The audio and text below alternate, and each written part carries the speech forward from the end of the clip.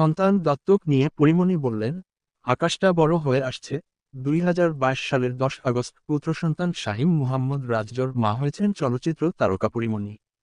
এর মধ্যে অবশ্য তার জীবনে ঘটে গেছে নানা ঘটনা। হয়েছে বিচ্ছেদ, শুরু করেছেন দেশের বাইরে চলচ্চিত্রের শুটিং। এর মধ্যে জানালেন কন্যা সন্তানের মা হয়েছেন তিনি। এক কন্যা সন্তানকে দত্তক নিয়েছে এই তারকা। তার মেয়ের নাম রেখেছেন সাফিরা সুলতানা প্রিয়ম। বিষয়টি গণমাধ্যমকে নিশ্চিত করেছেন পরী নিজেই। তিনি বলেন, ছেলের পরে মেয়ে, কি যে আনন্দ! পৃথিবীতে এসেছে 6 দিন হলো। দত্তক নেওয়া প্রসঙ্গে এই নায়িকা বলেন, আমি ওকে দত্তক নিয়েছি। নিয়ম মেনে সই করার সময় মনে হলো আল্লাহ আবার আমার জন্য কিছু করলেন।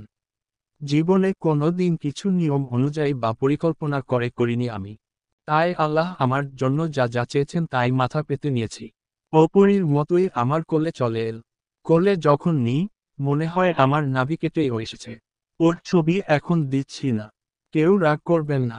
মা তো, আর কিছু দিন যাক। একক উদ্ধৃতি চিহ্ন। সন্তান নেওয়ার ভাবনা প্রসঙ্গে এই চিত্রনায়িকা বলেন, আমি যেমন থেকে চাই তাই করি। কে কি বলল সে সব নিয়ে কোনো দিন ভাবিনি। কে বলেছে বাবা ছাড়া সন্তান মানুষ করা যায় না। কে বলেছে জন্ম দেওয়া বাবা মা ছাড়া সন্তান মানুষ হয় না। এই সব নিয়ম সমাজের তৈরি।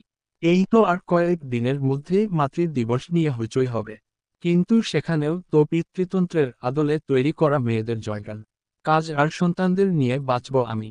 এখন রাতের দিকে সব শান্ত হয়ে আসার পরে একদিকে ছেলে, আরেকদিকে ঘুমন্ত মেয়ের মাঝে যখন চোখ খুলে দেখি তখন মনে হয় পরীমণির আকাশটা বড় হয়ে আসছে।